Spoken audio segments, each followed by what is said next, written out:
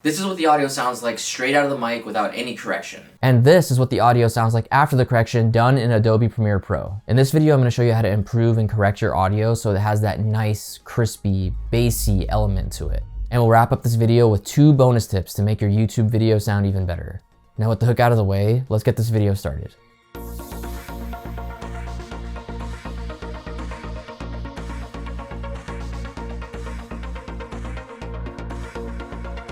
Okay, so our main goal is to get that nice, crispy sounding audio that we all look for. I will say that there are a lot of things that go into nice sounding audio, like the distance from the mic, the type of mic that you're using, things like that. But if you're somebody that's already recorded your audio and you want to make it sound even better because it doesn't sound too good, then this is the video for you. For this Premiere Pro tutorial, I have some audio of my voice already placed on the timeline.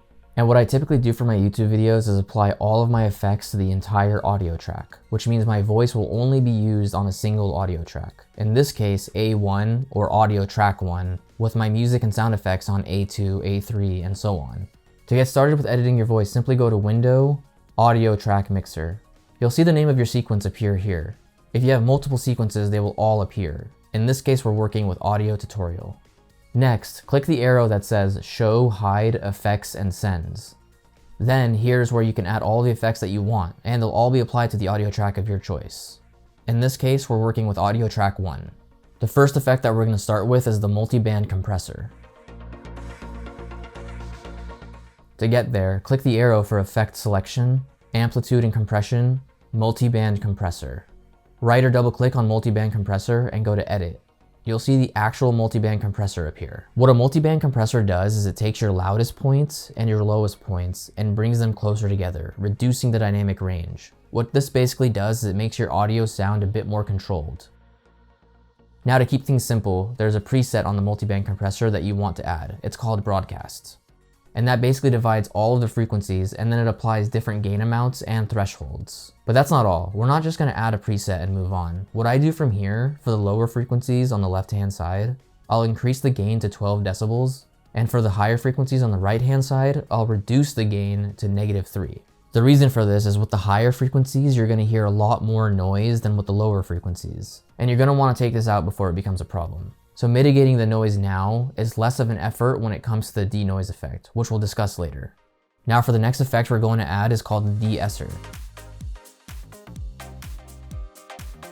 So the same steps apply here. Click the down arrow in your audio track mixer, go into Amplitude and Compression, de-esser, and then right click on it, Edit. The de-esser editor will appear where I will add the preset titled Male Voice De-esser. What this does is it reduces the harsh frequencies that you get from your S's, your C's, and your F's. Depending on your microphone, you could have very high, sharp frequencies, and the de-esser helps with that. So that's the second effect, really easy to apply. The third effect is called Parametric Equalizer. The Parametric Equalizer is found under Filter and EQ. Once again, if you right-click and edit, you'll see the Parametric Equalizer editor. What this does is it basically shows you the whole frequency spectrum of your audio, and you can increase or decrease the gain, which is just another word for volume. Keeping things simple, there is a preset for this one as well, and it's called Loudness Maximizer. What this preset does is it increases the low-end frequencies by 3 decibels and the high-end frequencies by 6 decibels. Now here's what the audio sounds like with those 3 effects added and no background music. You're still hearing a little bit of that hissing sound. That's called audio noise, and I absolutely hate it. To correct this, our next effect is called denoise.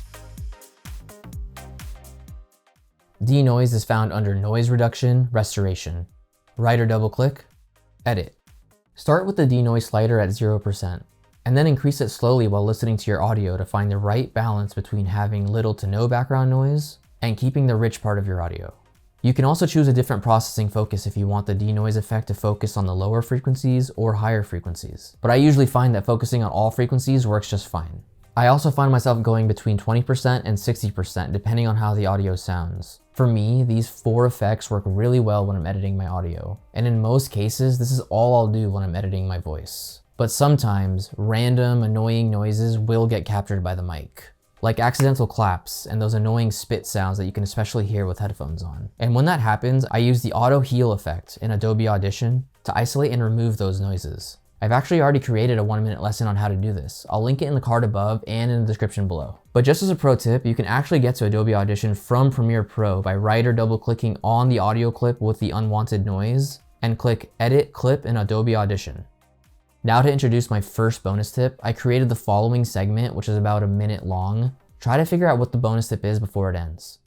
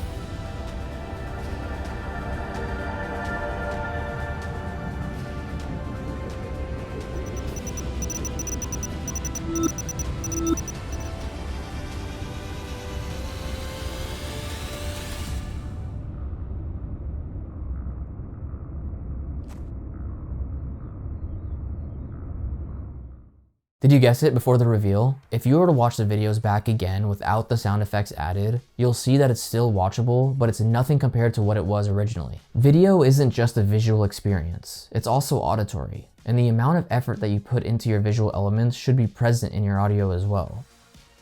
Sound effects in your videos are important because it engages your audience and it helps deliver information, increases the production value, and it's used to evoke an emotional response. What's also great is that you can use sound effects for videos they weren't necessarily intended for, like the baby crying in the airplane cabin, for example. You can also edit sound effects too, the same way you can edit your voice. The sound effect I use when new information would display is actually in reverse and slowed down to match the speed of the elements in the video. Here's what it sounded like originally. Basically, when put to good use, sound effects can really elevate your videos dramatically, and yet audio is left as an afterthought in post-production, which is crazy because no amount of editing magic can fix really bad audio. Now for the second bonus tip and the final tip of the video, music. It honestly can't be overstated how important the right piece of music is to the finished video. If you pick the right track, your audience could be incredibly immersed or even in tears. But if you pick the wrong track, they'll be reaching for their earplugs. The rule of thumb here is to think about the tone of the script and match it accordingly. For an interview style video, you'll want more chill, corporate style background music. Like I said, if you want something bad enough, you're gonna do what you have to do to make sure that that happens. For a video where there's dramatic slow motion, aerial drone footage, and adventure content, you can use more cinematic music to boost the intensity of the video.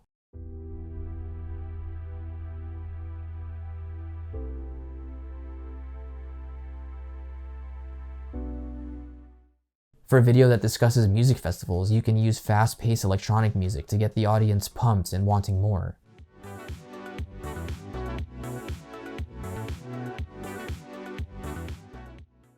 Point is, if you were to mix any of these up, the videos would feel less complete and juxtaposed in style and tone.